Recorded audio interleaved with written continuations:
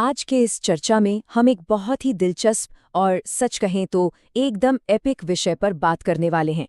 ये इंसानियत के अस्तित्व की सबसे बड़ी कहानी को डीकोड करने का एक प्रयास है। आज हम उस विज्ञान को करीब से समझेंगे जो हमारे ओरिजिन, हमारी संस्कृति और हमारे क्रमिक विकास का पूरा चिट्ठा खोलकर रख देता है।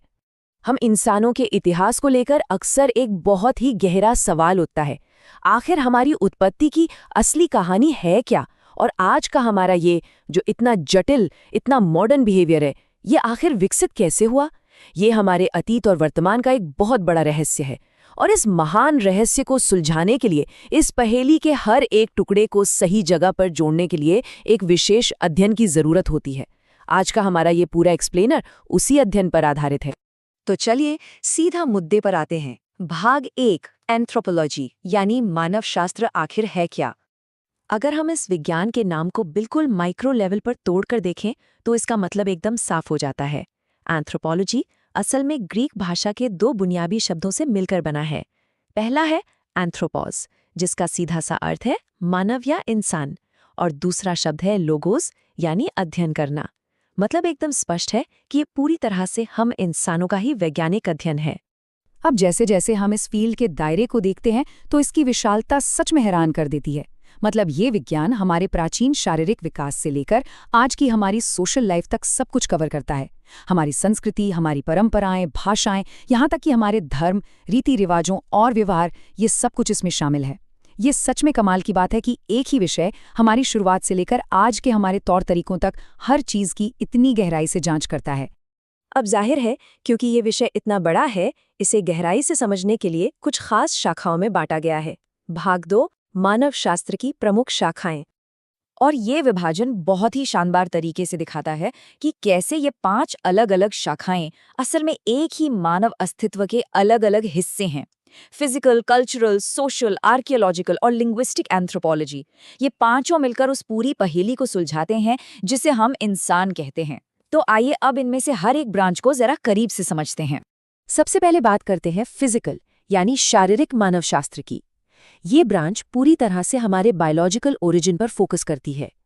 मानव शरीर की बनावट, हमारी हड्डियां और हमारा डीएनए, ये सब मिलकर हमारे क्रमिक विकास की क्या कहानी बयां करते हैं, यही इसका मुख्य विषय है।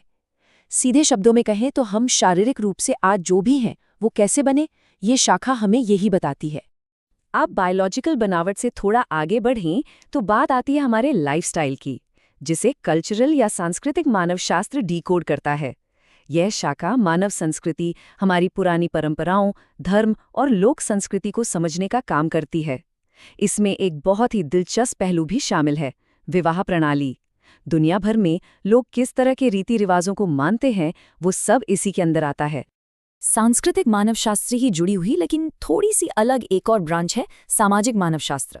यह सिर्फ संस्कृति तक सीमित न रहकर समाज के पूरे स्ट्रक्चर पर फोकस करती है। इसमें फैमिली यूनिट्स, सामाजिक संस्थाओं, हमारे संबंधों और हमारे सोशल बिहेवियर की बहुत बारीकी से स्टडी की जाती है। एक इंसान समाज में कैसे रहता है, कैसे रिश्ते बनाता है, यही इसका सबसे अहम हिस्सा है। अब थोड़ा समय में पीछे चलते हैं, उन गहरे रहस्यों की तरफ जिन्हें आर्कियोलॉजिकल यानी पुरातात्विक मानवशास्त्र सुलझाता है।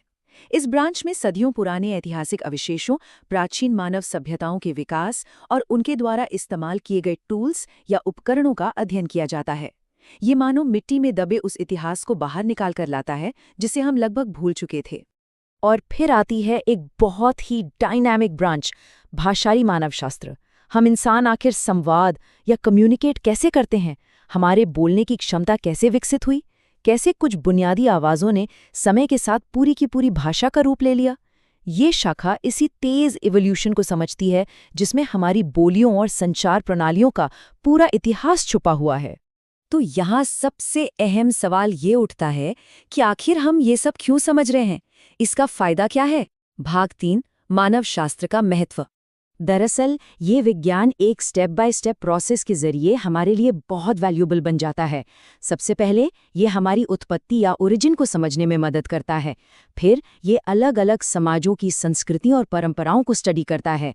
उसके बाद ये हमें प्राचीन सभ्यताओं के इतिहास से जोड़ता है और आखिरकार इन सभी कड़ियों को जोड़कर ये हमारे आज के मॉडर्न समाज और मानव व्यवहार को समझने का एक बहुत ही स्पष्ट नजरिया देता है।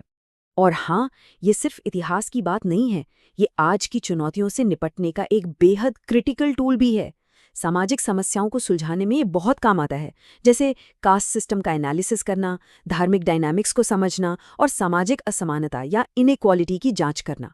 बिना किसी बायस या पक्षपात के ये विज्ञान सिर्फ डेटा और व्यवहार के आधार पर आज के जटिल सामाजिक संघर्षों को डिकोड करता है। भाग 4, एक समग्र या होलिस्टिक नजरिया, मानव जीवन का पूरी तरह से वैज्ञानिक अध्ययन। चलिए देखते हैं कि ये सारी चीजें आपस में कैसे जुड़ती हैं।